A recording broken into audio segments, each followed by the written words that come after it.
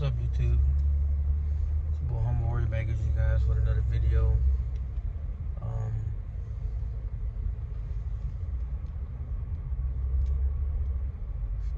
I really don't know where to start anymore.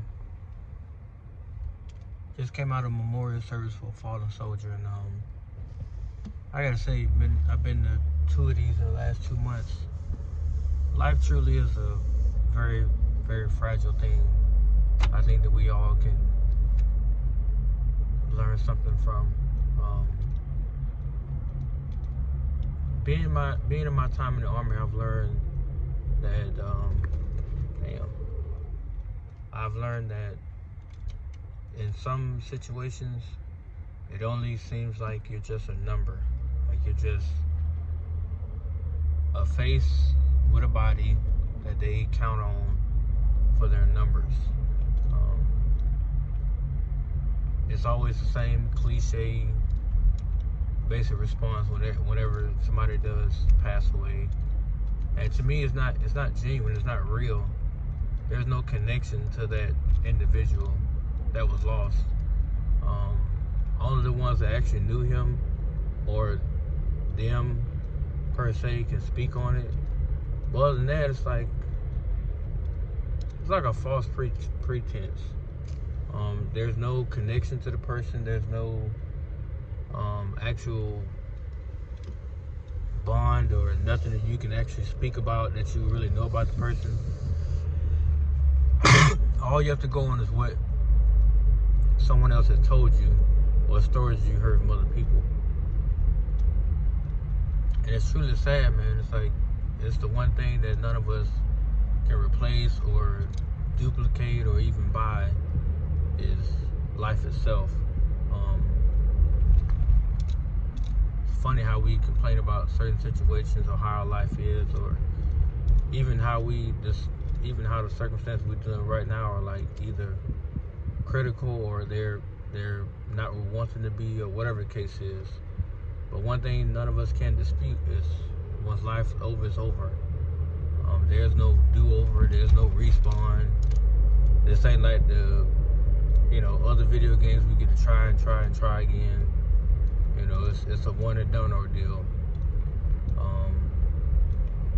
I can't say the person's name for protection purposes, but I never knew the individual as a person. I don't remember ever interacting with him. But I just find it amazing that life such as his, which unfortunately and tragically was lost, it's just treated like another day within this organization that we call the Army. To me, it's pathetic. It doesn't make any sense, because if we are all supposed to be a big old family, then why is it that we have to be forced to meet the status quo or continue to push on like nothing happened? Grief itself affects people in different forms. For me, because I didn't personally know the person, I can't, cry about something I don't understand over. But their life still had value. They still were a person. At the end of the day, no matter how you want to slice the pie and eat it, they still were a physical presence on this earth that's no longer here. And it shouldn't be treated like, oh, well, they're just another number in the ranks and they can be replaced. To me, that's total bullshit. Because at the end of the day, that's somebody's husband, somebody's father, somebody's son, somebody's cousin, friend, uncle, brother. Many different hats that we have to wear. And I've said this multiple times, especially to my own family. One day this life that's called the military is going to end. But one thing is for certain, it won't end. It will continue to go on. It's just the way they decide to treat you. Whether that's if you get chaptered, retired, whatever, they just push along like you were just a memory. And the worst experience I've had so far is watching them whenever somebody passes away. Is the reaction, is the cliche responses that you hear or that you get when somebody does go down. It's sickening. They make it appear to where like you're not even that important. Like you're really not. You're just a name of a face that they connect to a number in the ranks, and they treat you like you are replaceable. Like what you've done or what the sacrifice you've given don't mean as much as the man beside you.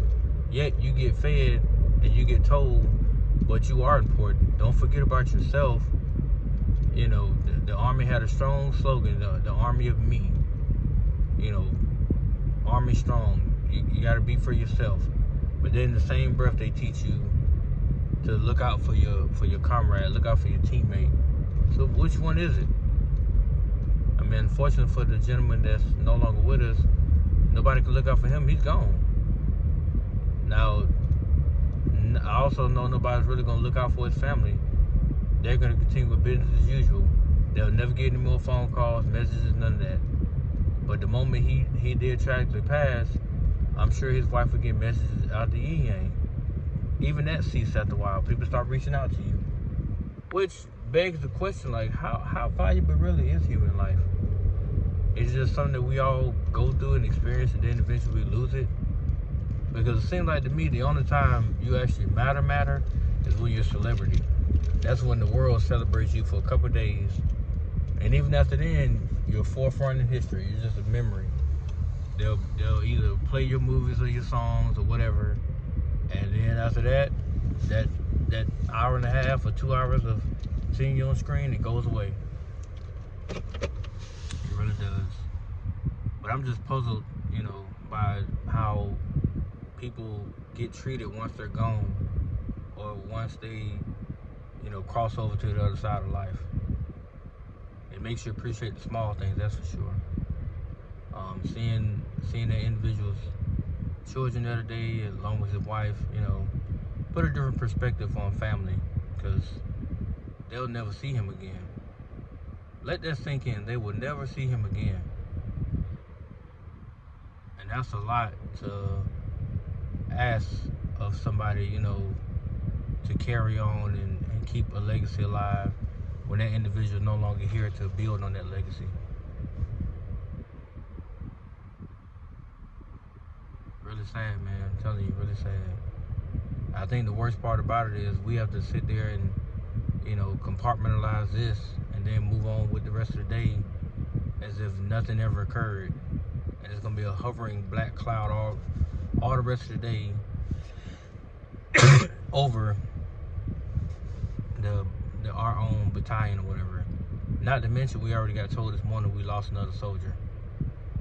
So we said goodbye to this one, and we're gonna say goodbye to another one in another memorial service. Maybe probably like next month. The irony is real, man. It's like, it's beyond like mind blowing.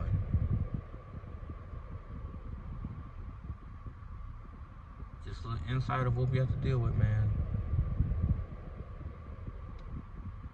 I don't know what to say after that. But you guys have a blessed Wednesday. And I'll catch you on the flip side of the coin. Peace.